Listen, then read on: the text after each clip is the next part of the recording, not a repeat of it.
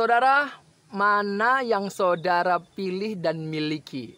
Allah yang kejam atau Allah yang tidak kejam? Jadi di bawah matahari ini ternyata ada Allah-Allah yang kejam. Tetapi saya Uncle Mandil, orang Kristen. Artinya dari orang Kristen adalah orang yang memiliki iman yang bersumber dari Kristus dan mengarah fokus kepada Kristus itu sendiri. Jadi Uncle Mandil ini memiliki Allah yang tidak kejam. Dan hari ini Uncle Mandil berbagi melalui video channel kali ini mengenai mana yang saudara pilih. Allah yang kejam, Allah-Allah yang kejam, atau Allah yang tidak kejam. Karena ada saudara, Allah-Allah yang kejam itu ada. Apa artinya dari Allah-Allah yang kejam? Allah-Allah yang kejam adalah Allah-Allah yang telah menyesatkan manusia. Telah disesatkan manusia, kemudian manusia itu minta ampun sama Allah-Allah itu, kemudian Allah mengampuni dan lain sebagainya. Jadi ini adalah seperti skenario Allah-Allah yang kejam itu. Untuk membuktikan, oh Allah itu baik dan lain sebagainya. Saudara, ada Allah-Allah yang kejam. Saudara kalau perhatikan banyak hal ya, saudara baca banyak hal, di situ ada Allah-Allah yang kejam. Ada Allah-Allah yang kejam yang menyesatkan manusia. Tetapi saya, Uncle Mandil, memiliki Allah yang tidak kejam.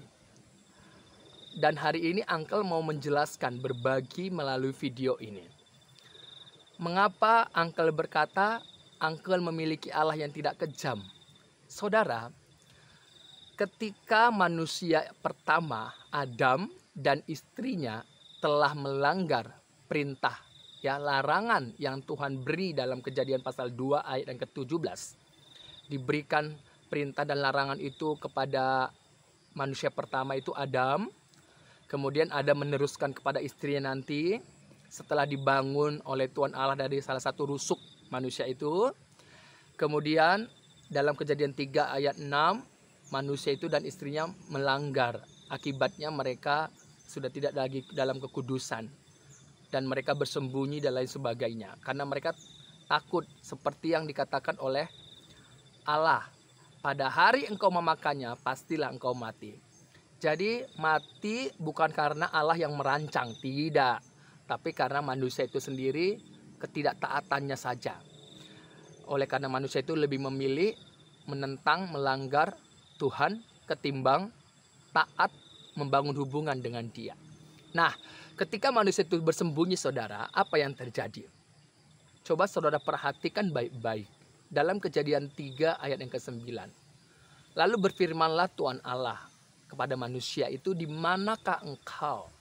Jadi di sini tindakan inisiatif yang pertama yang dilakukan adalah Allah itu sendiri. Dia mencari manusia itu, memanggil. Apakah Allah tidak tahu di mana manusia bersembunyi? Tahu. Allah Maha tahu dan Dia tahu, bahkan air matamu aja Allah itu tahu. Apa yang menjadi isi hatimu Allah itu tahu, sebab Dia Maha tahu. Tapi mengapa Dia memanggil? Supaya ada respon.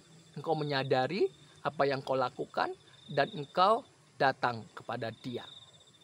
Jadi di sini Allah tidak membiarkan manusia itu binasa. Makanya Dia memanggil. Ketika Tuhan Allah memanggil manusia itu, kemudian di dalam ayat yang ke-15, pasal yang ketiga Kejadian, Tuhan Allah memberitakan kabar baik, membagikan kabar baik, menjanjikan Mesias yang menyelesaikan semua persoalan manusia itu. Untuk mengalahkan yang namanya kematian itu. Dengan cara bagaimana? Mengambil ketidaktaatan manusia itu. Itulah yang digenapi di dalam Yesus Kristus. Nah, makanya di dalam Yohanes pasal 3 ayat yang ke-16. Karena begitu besar kasih Allah akan dunia ini. Sehingga apa? Sehingga Dia mengaruniakan anaknya yang tunggal. Supaya setiap orang yang percaya kepadanya tidak binasa. Percaya kepadanya ini percaya kepada siapa? Kepada anaknya yang tunggal. anaknya yang tunggal, melainkan beroleh hidup yang kekal. Jadi tujuan Allah itu manusia itu hidup diprogram untuk hidup kekal. Tapi karena manusia itu memilih tidak taat, lebih memilih melanggar. Tetapi di sini Allah tidak membiarkan manusia itu mati. Dia memanggil manusia itu. Makanya di dalam Roma pasal 10 ayat 17, firman yang diperdengarkan kita, iman yang timbul itu adalah iman oleh karena pendengaran firman Kristus.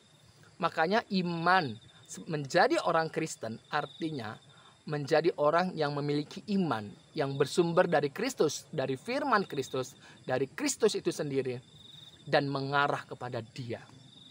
Makanya Allah mencari siapa saja.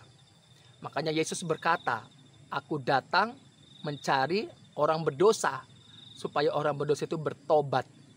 Makanya ditekankan lagi bahwa barang siapa yang melihat anak dan percaya pada anak itu, dia memiliki hidup yang kekal. Saudara, inilah tujuan Allah supaya manusia itu tidak binasa. Tetapi manusia lebih memilih untuk bersembunyi, untuk pergi meninggalkan Allah. Makanya Yesus berkata, orang yang mau datang, tidak seorang pun yang datang kepada Bapa kalau tidak melalui Dia. Jadi setiap orang yang mau datang kepada Allah, sebab Bapa itu adalah Allahmu, orang yang datang kepada Allah tidak boleh tidak harus melalui anak tunggal Bapa, Yesus Kristus. Dan kalau kita lihat bagaimana sekarang banyak orang yang mau datang kepada Allah, tetapi mereka menolak anak tunggal Allah. Dan orang-orang yang seperti itu lebih memilih untuk binasa daripada selamat, mempunyai hidup yang kekal. Makanya Allah yang saya miliki, Allah yang begitu mengasihi saya, tidak kejam. Tidak kejam, tidak seperti Allah-Allah lain yang sengaja menyesatkan umat manusia. Tetapi saya bersyukur Allah yang saya miliki, Allah yang hidup, Allah yang benar, Allah yang tidak bisu, dan Allah yang tidak kejam, yang telah mengasihi saya terlebih dahulu, yang telah menunjukkan kasih-Nya, yang telah memanggil saya, dan saya datang kepada kasih itu di dalam Tuhan Yesus Kristus. Itu sebabnya saya bangga menjadi orang Kristen. Menjadi orang Kristen itu sempurna karena iman yang bersumber dari Kristus yang mengarah kepada Kristus Yesus.